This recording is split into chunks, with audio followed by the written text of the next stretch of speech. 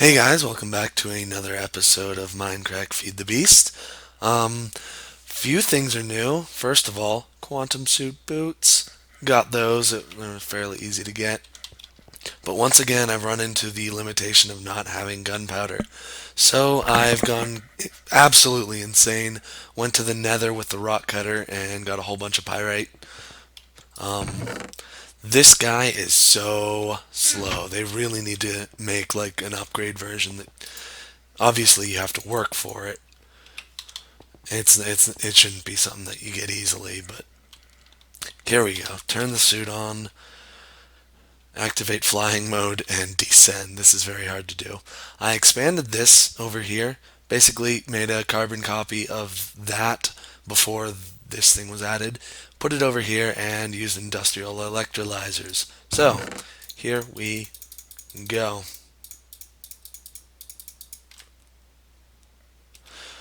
Now these guys should start electrolyzing pyrite. Hopefully I did this correctly, or else I'm going to have a mess on my hands very soon.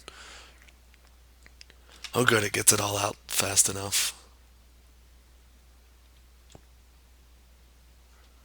So this should just start collecting.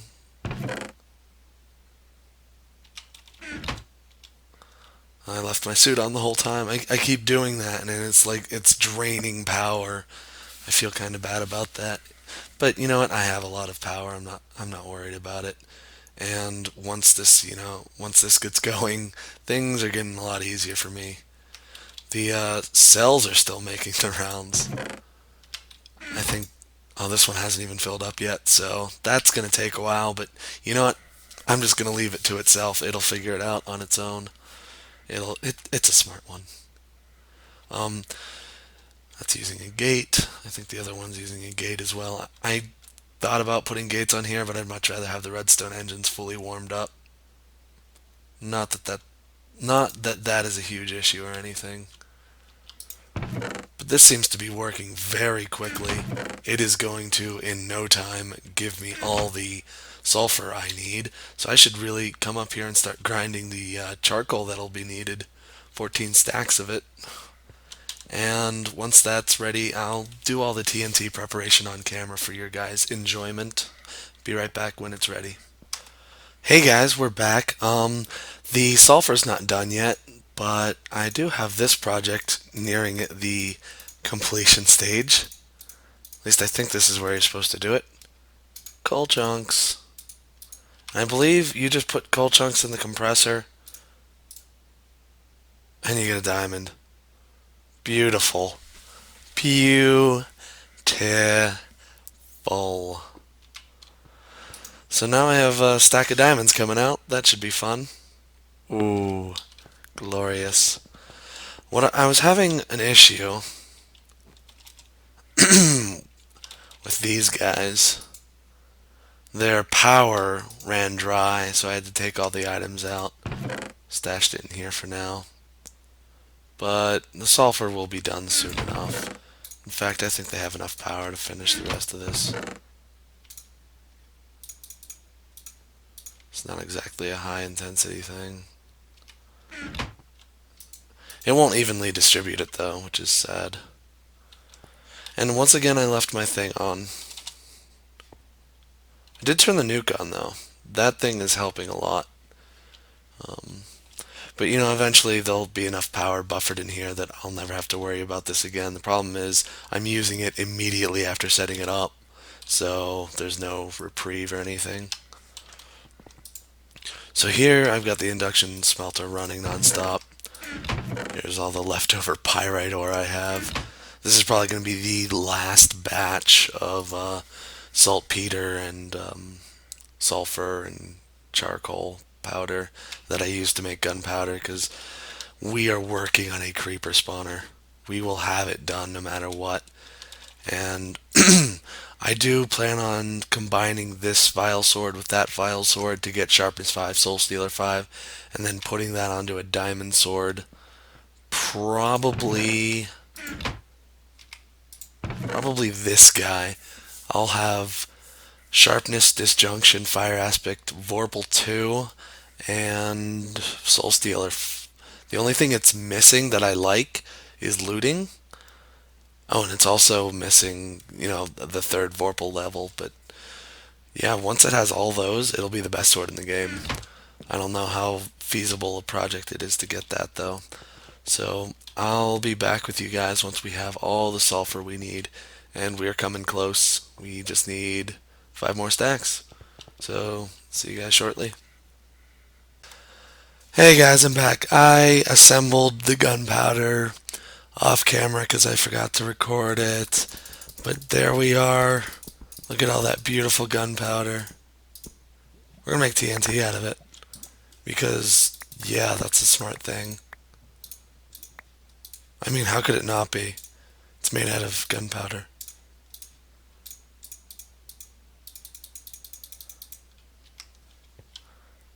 Dang, I gotta leave space for the sand. I don't think I'm ever gonna use that configuration again with those guys up there. Need more sand, Captain. Alrighty. Boom. Alright, just throw more gunpowder in there.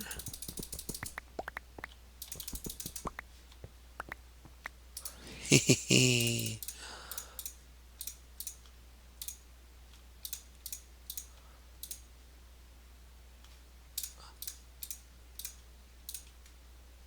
Really? Not enough sand. Did not think that would be what I was going to run out of first. Alright, how much do we have left? Screw it, let's just make it all. Oh, forgot to add sand. And it punishes me for it.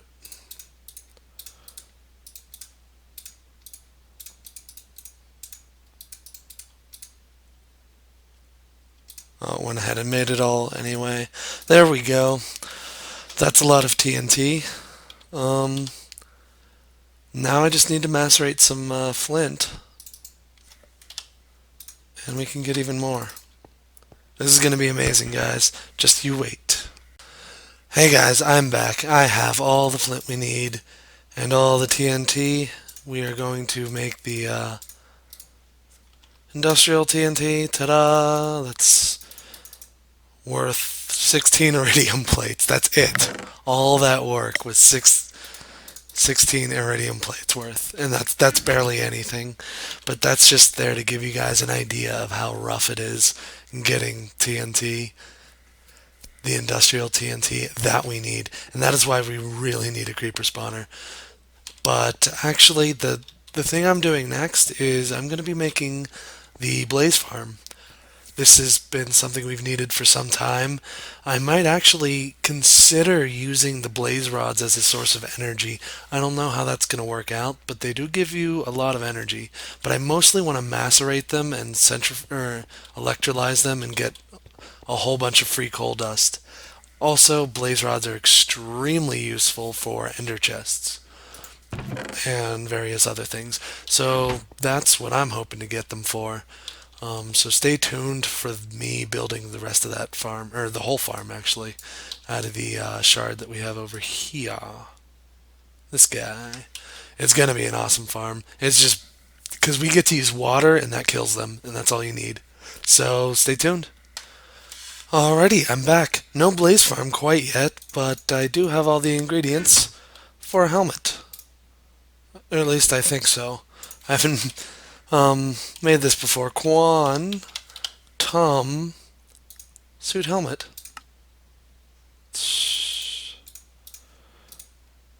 Lapatron in the middle. These guys in the bottom. These guys here. Quantum suit helmet of justice. Dun dun. Let's get rid of that ugly nano suit. I do want to have backups, and also, now would be a good time to mention this. I've decided that for my plot, this is one. This is my plot right here. Ta-da!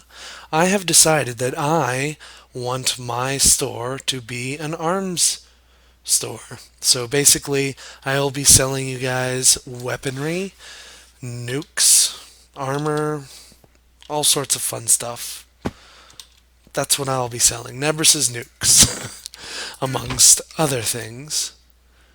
I'll definitely have the uranium for it, that's for sure. But yeah, I really need to get focused on this blaze farm. Ow. So I'm going to.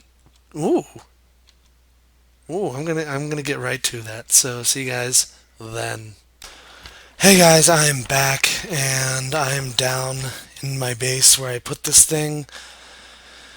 This is the first iteration on the design that I came up with. Glowstone up there for lighting. Lead blocks, if you're wondering what these are. They're pretty awesome looking and just generally cool.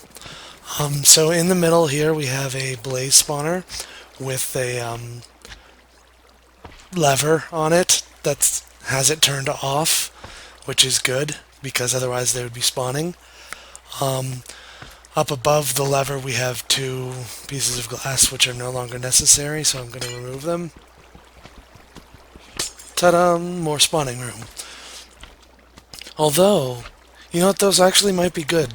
We're going to have those there so blazes don't, sit up there and just do nothing. So, what we have here is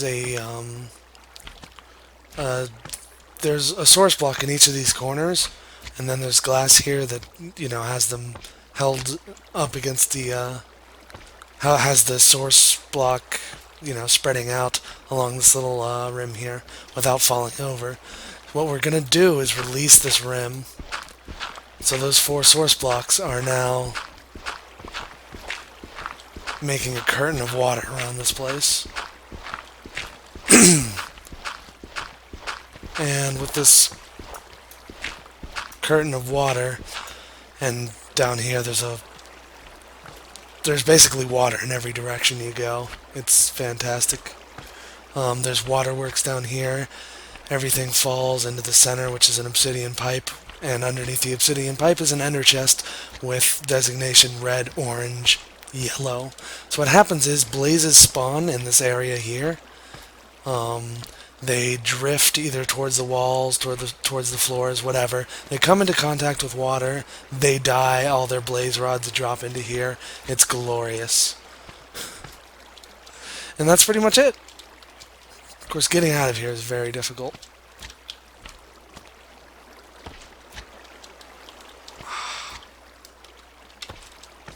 Maybe it'll help if I... Oh god, no, that's not gonna help.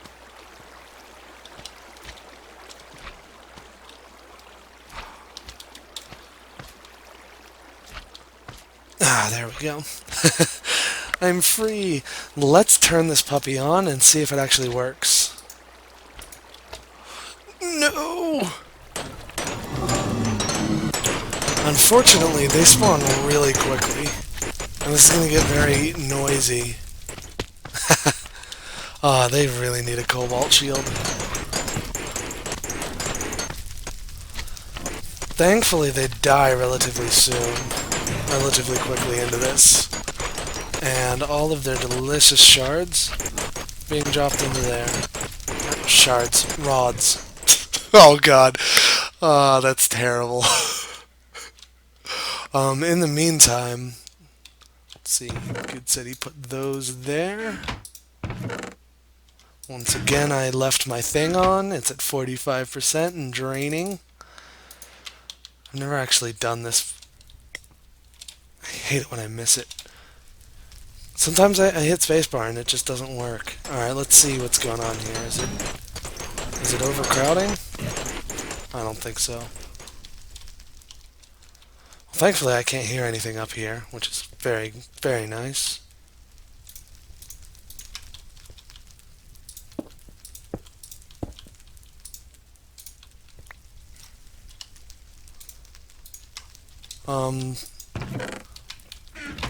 There we go.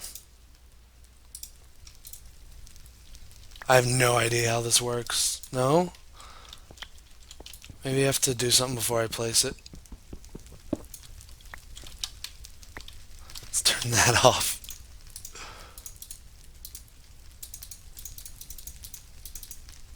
Nope. I'm at a complete loss as to how this works.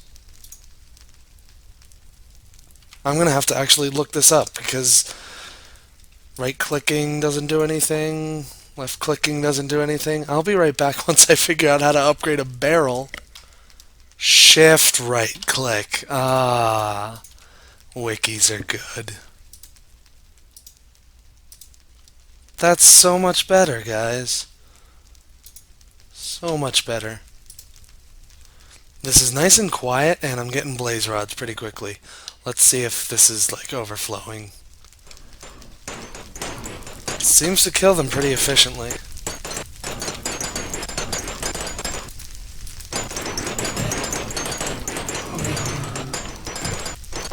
Yeah, this seems to be a very nice design. None of them are floating up in this little no-kill zone up there, though, which I'm very happy about. If they did, there would be a very easy fix for it using signs and just putting source blocks up there and then suspending it with signs. It's certainly within the realm of possibility. Oh, this is lovely.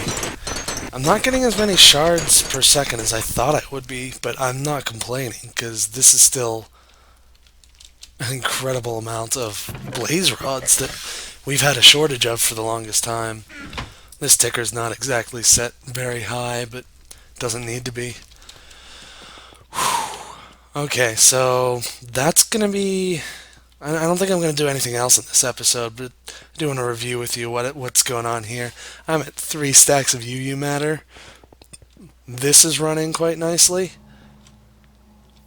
and I still have to process it. More uranium than I can shake a stick at, and I'm getting emeralds. I don't know where from, but I'm guessing that there's a few of them down there. So yay! Ooh, more ferrous ore. Oh, I had a thing of sulfur right there. Silly me. Um, yeah. As for this place over here, starting to really rack up on the platinum. And still have plenty of ores to process.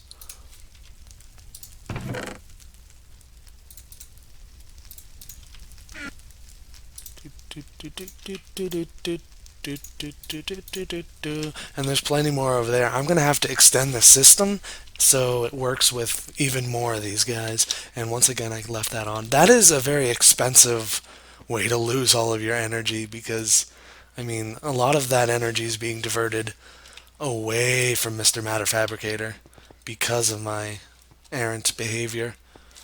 And I don't think I've eaten. No, I have eaten food.